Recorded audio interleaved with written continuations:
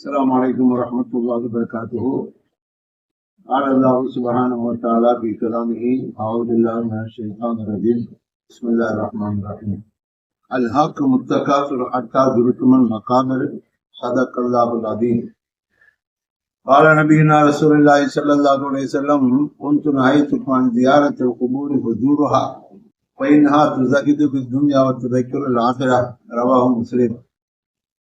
கண்ணியத்திற்கும் மதிப்பிற்கும் உரிய இஸ்லாமிய சகோதர சகோதரிகளே, மேலே ஓதிய சூரத்து தக்காசுருளே அல்லாஹு ஜல்லஷானஹு வ தஆலா சொல்கிறான்: அல்ஹாக்கும் தக்காசுரு ஹத்தா ஜுர்துமுல் மகாபிர்.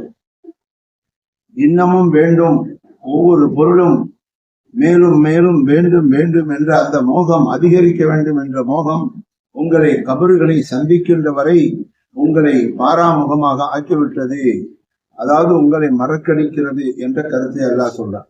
இதுக்கு ரெண்டு விளக்கம் இருக்குது.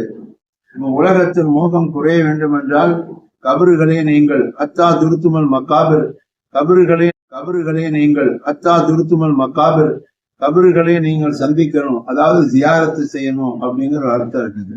இன்னொரு அர்த்தம், கபறுகளை நீங்கள் சந்திக்கின்றவரை, அதாவது நீங்கள் மௌத்தா போகின்றவரை இந்த உலக மோகம் உங்களை ஆட்டி படைத்து என்ன செய்கிறது, உங்களை திசை திருப்புகிறதுங்கிற ஒரு அர்த்தம் இருக்குது.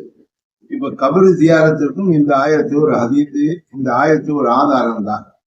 எம்பெருமானார் ஸல்லல்லாஹு அலைஹி வஸல்லம் அவர்கள் சொன்னார்கள்: ஆரம்ப காலத்துல உங்களை நான் ஜியாரத் செய்ய வேண்டாம் என்று தடுத்திருந்தேன், இப்போது சொல்கிறேன், நீங்கள் ஜியாரத் செய்யுங்கள். இந்த ஜியாரத்து பைனஹா துஸஹிது பித் துன்யா, இந்த ஜியாரத் என்பது உங்களை இந்த உலகத்தில் பற்றற்ற நிலையில் வாழ வகை செய்யும். துதக்கிருல் ஆகிரா, மறு உலகத்தின் சிந்தனையை உங்களுக்கு ஏற்படுத்தும், மறு உலகத்தின் நினைவை கொண்டு வரும் என்றார்கள் பெருமானார் ஸல்லல்லாஹு அலைஹி வஸல்லம். ஹஜ்ரத் அப்துல்லா பின் மஸ்ஊத் ரலியல்லாஹு அன்ஹு இந்த ஹதீஸை ரசூலுல்லாஹ் சொன்னதா சொல்றாங்க. இது முஸ்லிம் ஷரீஃபிலே இந்த ஹதீஸ் இடம் பெற்றிருக்கிறது. இப்ப கண்ணியத்திற்குரிய பெருமக்களே, இப்போது வழிமார்களை ஜியாரத் செய்யும் போது தமிழ்நாட்டிலும், தமிழ்நாட்டை தாண்டி போனால் இந்தியாவின் பல பகுதிகளிலும், இன்னும் சொல்ல போனால் உலகத்தின் பல நாடுகளிலும் அவுலியாக்களுடைய கபறுகளை சுற்றிலும் தர்காக்களை எழுப்பி அங்கே ஜியாரத் செய்கிறார்கள். இப்ப சிலர்கள் விளங்காதவர்கள் சொல்கிறார்கள், தர்கா என்பது இஸ்லாத்துல கிடையாது, எனவே தர்காவெல்லாம் இடிக்கணும் அப்படின்னு ஒரு கூட்டம் சொல்லிட்டு இருக்குது. இன்னொரு கூட்டம் கபறுகளையே இடிக்கணும் அப்படின்னு சொல்லிட்டு இருக்குது. கேட்டீங்களா? சரி, எதற்காக தர்காக்கள் கட்டினாங்க, இதை நாம விளங்கிக்கணும். ரசூலுல்லாஹி ஸல்லல்லாஹு அலைஹி வஸல்லம் அவர்கள் தன்னுடைய அருமை திருமருகர் ஹஜ்ரத் அலி ரலியல்லாஹு தஆலா அன்ஹு அவங்களை அனுப்பி எல்லா கபறுகளையும், தரைக்கு மேல் மட்டத்தில் இருக்கக்கூடிய கபறுகளை எல்லாம் இடிங்கன்னு சொன்ன அதீது வருகிறது. அது யாருடைய கபறுனா, யூதர்கள் மற்றும் நசாராக்களுடைய கபறு. அவங்க கபறுலாம் மதீனாவில் இருக்க வேண்டிய அவசியம் இல்லை, அதெல்லாம் இடிச்சு தரமட்டமாக்க அப்படின்னு சொன்னாங்க. இதுதான் அந்த அதீதுடைய கருத்து. எல்லா கபறுகளையும், முஸ்லிம்களுடைய கபரை இடிக்க ரசூலுல்லாஹ் சொல்லல. கபரு இருந்தா தானே பிற்காலத்துல இது இன்னாருடைய கபருன்னு சொல்லி ஜியாரத் செய்ய முடியும். கபரே இல்லாம தரமட்டமா இருந்தா நீங்க எங்க போய் ஜியாரத் செய்வீங்க? ஏன்னா ரசூலுல்லாஹ் கபறுகளை ஜியாரத் செய்யுங்கள் அப்படின்னு சொல்றாங்க.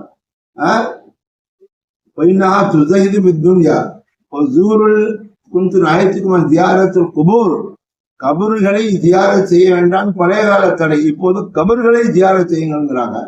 அப்ப கபரு இருந்தாதானே, அடையாளம் இருந்தாதானே, சற்று உயரமாக மண் குவியல் இருந்தாதானே அது கபருன்னு கண்டுபிடிக்க முடியும். அந்த மண் குவியலே ஒண்ணுமே இல்லாம இருந்தா, தரைமட்டமாக இருந்தா அது கபருன்னு எப்படி கண்டுபிடிக்க முடியும்? எனவே கபரு இருப்பதிலே தவறு இல்லை, கபரு இருந்தாதான் ஜியாரத் செய்ய முடியும்.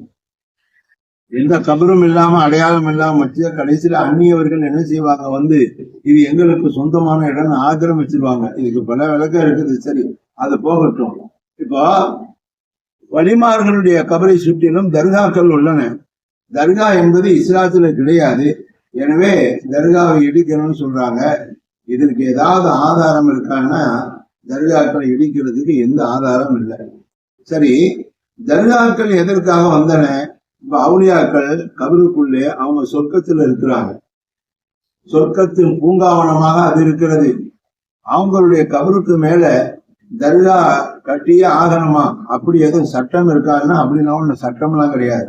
அப்ப ஏன் கபர்களுக்கு மேல தர்கா கட்டுறோம் அப்படின்னா, வழிமாறுகளுடைய அந்த கபறுகளைத்தான் பொதுமக்கள் அதிகமாக வந்து ஜியாரத் செய்யறாங்க. ஏன்னா அவர்கள் இந்த உலகத்தில் உண்டான அத்தனை பொருட்களையும் துச்சமாக மதித்து தூக்கி எறிந்துவிட்டு அல்லாஹ்விற்காக சத்திய சன்மார்க்கத்திற்காக தன்னை தியாகம் செய்தவர்கள் அவர்கள் என்ற அடிப்படையில் தான் மக்கள் கூட்டமாக வந்து ஜியாரத் செய்யறாங்க. அப்படி ஜியாரத் செய்ய வரக்கூடிய மக்கள் வெயிலிலும் மழையிலும் காயக்கூடாது, நனையக்கூடாது.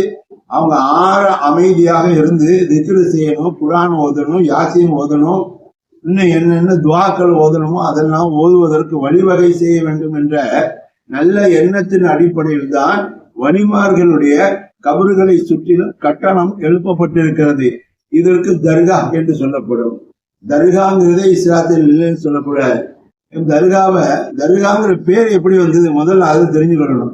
சிலருக்கு இது கூட தெரியல. தர்காங்கிறது பாரசீக வார்த்தை. தர்னா வாசல், காஹ்னா இடம் என்று அர்த்தம். அதாவது இதனுடைய கருத்து புனித இடம் என்பதாகும். இந்த விஷயத்தை சஹல் சபத்து, மொஹேன பாரசி, வந்துநாமா, குலிஸ்தான், போஸ்தான் போன்ற பாரசீக கிதாபுகளை ஓதுனவர்களுக்கு தெரியும். தர் என்பது வாசல், காஹ் என்பது இடம். அதிலிருந்து வந்ததுதான் தர்கா. மொத்தத்தில் தமிழ்ல சொல்லணும்னா புனித இடம் என்று பொருள். பாரசி வார்த்தை எத்தனையோ தமிழ்ல இருக்குது, இதுவும் வந்து சேர்ந்துருச்சு பழைய காலத்தினுடைய அமைப்பு. சரி, இந்த தர்கா அவுளியாக்களுக்கு கட்டாயமா கட்டணும்னா அவுளியாக்களுக்காக நம்ம கட்டல, அவங்களை தியாரத்து பண்ண வரக்கூடியவர்களுடைய வசதிக்காகத்தான் கட்டிருக்கு. உதாரணமாக பஸ் வருவதற்காக நாம ரோட்ல காத்து நிற்கும் போது அந்த பயணிகள் கஷ்டப்படக்கூடாது, மழையில நனையக்கூடாது, வெயில காயக்கூடாதுங்கிறதுக்காக தான் ஆங்காங்கே நிழல் குடைகள் கட்டப்பட்டிருக்கின்றன. அப்ப மக்களுடைய வசதிக்காகத்தான் நிழல் குடைகள் கட்டப்பட்டிருக்கின்றன. அத போய் ஒருத்தன் இடிச்சா எவ்வளவு பெரிய பாவம். அத மாதிரி தர்கா மக்களுடைய ஜாயிரீங்களுடைய